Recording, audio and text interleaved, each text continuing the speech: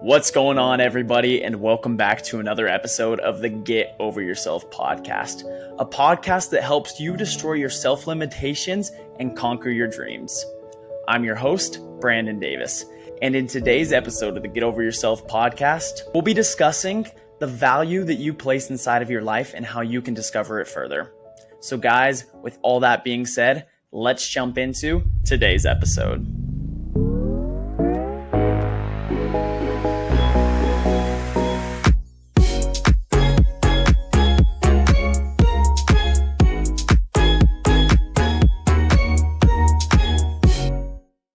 So to get today's episode going, everybody, I want to discuss the theory of why does a package of candy in the airport cost different from a package of candy, say, at the gas station? And why does that package of candy at the gas station cost different from a package of candy at the Dollar Tree? Have you ever thought about that?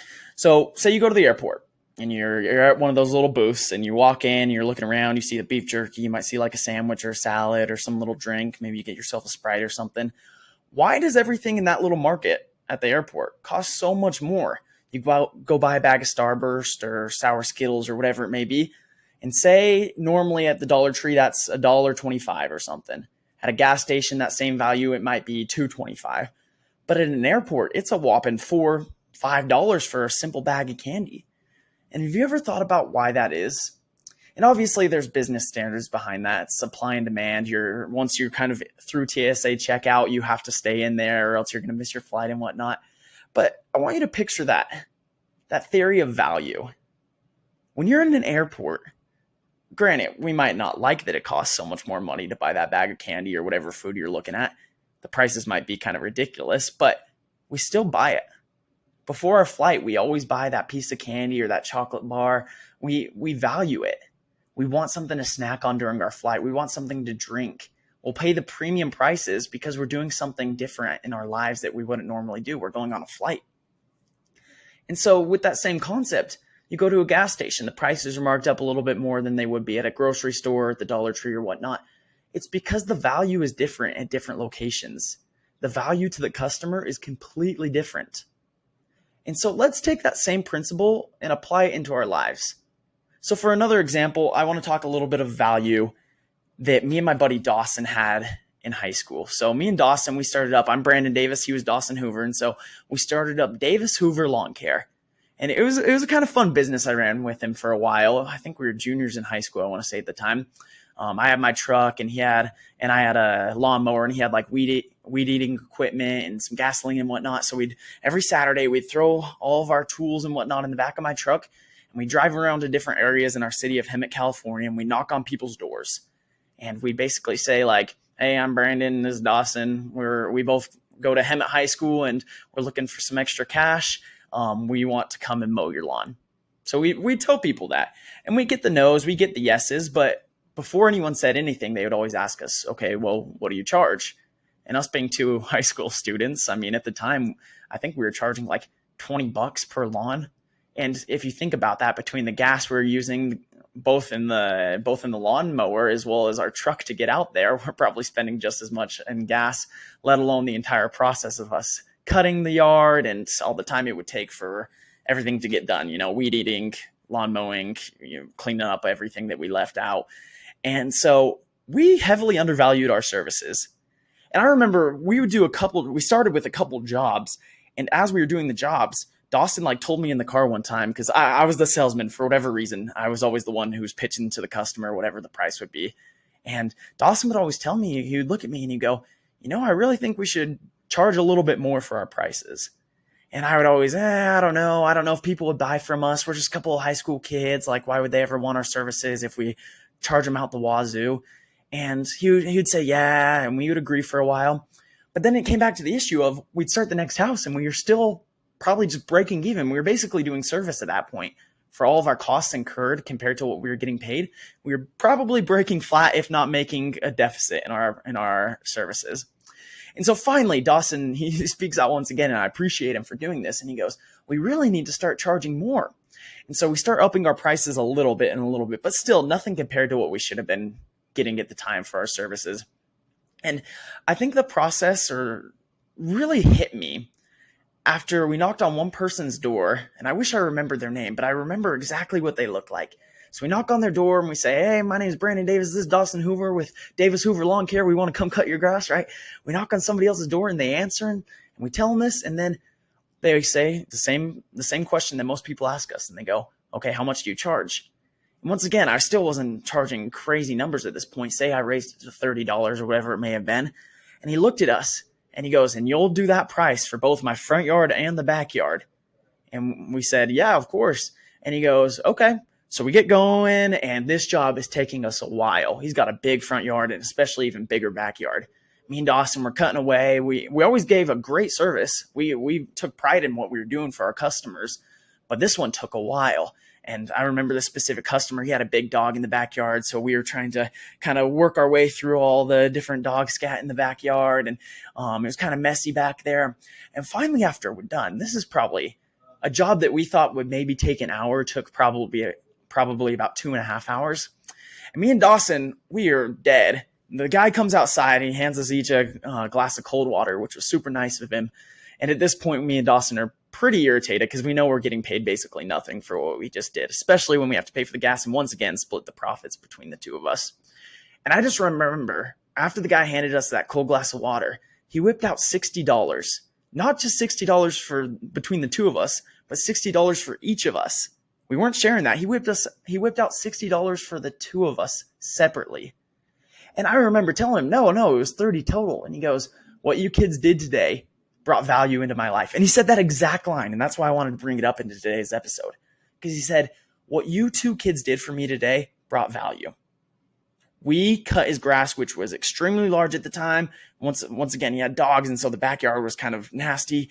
And we cleaned it up for him. So we brought value into his life. And that taught me a very important lesson that day. Because even though we charged probably way under market value for our services and what we were doing, the customer at the time recognized the value of what we were doing. And he recognized it so much that he was willing to pay two high school students $60 each for a job that once again took 2.5 hours. And granted, at that point, could the customer have gotten a better value? We would have been fine splitting $60 between the two of us. Heck, at that point, he technically only owed us $30. But he saw the value in our work, and he taught me such an important lesson that day. It's to never undervalue yourself. And the same principle applies to other companies we see. The perfect example always has been Apple, right? Their products are crazy more expensive than your typical Samsung or LG phone that you might find, or their laptops. Why do customers buy such a premium value for Apple products? It's because they see the value to put inside of their lives. Apple isn't a product, it's a brand. It brings people together. When you see somebody has an iPhone, you don't have to send green text messages with one another. You send blue text messages with one another. Your phones are able to share different things that others can't do. Your laptop connects with your phone. All their products just go hand in hand. Once again, Apple is not a product-based company. It is a brand. They want their customers to feel a part of the process. Heck, and if you've ever read Steve Jobs' biography, you could read inside that when he was designing all the packaging that your iPhone or your MacBook would come in, there would be a certain process where you'd lift up the lid and it felt like you were unboxing a Christmas present. There's a whole design and brand that goes behind Apple that makes it truly valuable for its customers, so they will pay those premium prices. Likewise, a company that we're seeing a lot of in the news today and that people are going crazy over, my fiance included, is the Dyson vacuum. Right? This cordless vacuum, it's purple and gold, and it's got a nice little charging unit, and it does its job. It vacuums things up. But quite honestly, compared to a lot of other vacuums, it's not the greatest vacuum. But why do so many people put value into it? It's because Dyson has made that image for themselves. They are the premium vacuum. They're the vacuum that you want to own, that you want to clean your carpets with, that your house will be spotless because of Dyson. Not because of your work, but because of the Dyson product. Dyson is a brand. Apple is a brand. They recognize the value that they are giving their customers. And the value isn't what the service actually is. Going back to me and Dawson's experience, we may have cut the customer's grass greatly. We may have made his lawn look amazing, his backyard look amazing. But his value didn't come from having a nice yard. The value came from seeing two high school students work their butts off in making his backyard look beautiful. So now thinking over that, I want you to picture the value that you provide in your own life. Are you creating value for yourself? Are you creating value for others around you? Or are you simply letting it ride the wave? Are you going to be one of these knockoff brands that undervalue their products and try and solely sell you because they're the cheapest option available? Or are you going to present yourself as the most premium brand out there? And some ways you can test if you're undervaluing yourself are quite simple. How do you treat yourself when you're by yourself? Do you have a lot of negative self-talk? Do you find yourself uplifted when you're doing hard tasks? Or do you find that you're cheating yourself a lot? When you tell yourself you're going to go to the gym, but you don't. When you say you're going to wake up at a certain time, but you don't. When you tell yourself you're going to go be there for somebody, but you aren't. Are you undervaluing yourself? Are you lying to yourself? And so you're losing that self-confidence that could be placed stronger and stronger? Guys, this theory is pretty straightforward. The higher value you perceive something, the greater the cost is, the greater experience it is. So in your life, are you undervaluing yourself?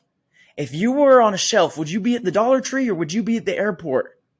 You want to be living your life like you were the candy bar at the airport that costs 6 times more than what it would at the Dollar Tree. You need to place more value on how you talk to yourself, how you act around others, how you perceive yourself in the mirror when you wake up. You need to provide more value. When you wake up, are you looking in the mirror and thinking, wow, I'm not going to get anything done today? Are you ashamed of who you look at in the mirror? Are you afraid of what you look like, if you're overweight, if you think you're not beautiful or not? Guys, that's the definition of get over yourself. Start finding the value. Recognize the beautiful things about you, the things that others see, your great personality, your humor, your sense to help everybody around you, to bring that light into the room. Once again, stop undervaluing yourself. Find your strengths, use them to your advantage, and start valuing yourself at the price that a premium brand would charge. Be that airport food, be that Apple, be that Dyson. Start valuing yourself more so inside of your life. Guys, that's what I have for you on today's episode of Get Over Yourself podcast. I never want to hear from anyone that they are undervaluing themselves. I understand that there's times in our lives where we may not be as confident as we are in some other aspects. I've faced that plenty in my life. I would consider myself a very confident person. I've practiced that trait my entire life, but there's still areas where I fall completely short on. But what I can recognize at the end of the day, despite me being less knowledgeable in a certain area or less confident in another, I can know that if I am valuable in certain other aspects of my life, whether it's through my public speaking, this podcast, or other forms that I kind of feel confident in, I know I can be of value to somebody. And more importantly, I can be of value to myself. So I want you to kind of jot down as your challenge for today's episode of the Get Over Yourself podcast. Jot down 5 different areas where you are valued. You can write down 5 that you personally see inside of your own life or 5 that others might see about you. But jot down 5 areas of value that you have, and I want you to read them to yourself before you go to bed and when you wake up tomorrow. Look at yourself, write them down on a little notepad, look at yourself in the mirror and read them off. I am valuable because A. I am valuable because of B. I am valuable because of C. That's my challenge I leave with you on the Get Over Yourself podcast today. Guys, as always, it would mean the world if you left a good review so I can continue to grow my audience, as well as send this to somebody who might benefit from hearing today's episode of the Get Over Yourself podcast. Guys, thank you as always. And just remember, it'll all be okay. Just take a step back and continue to add more value inside of your life.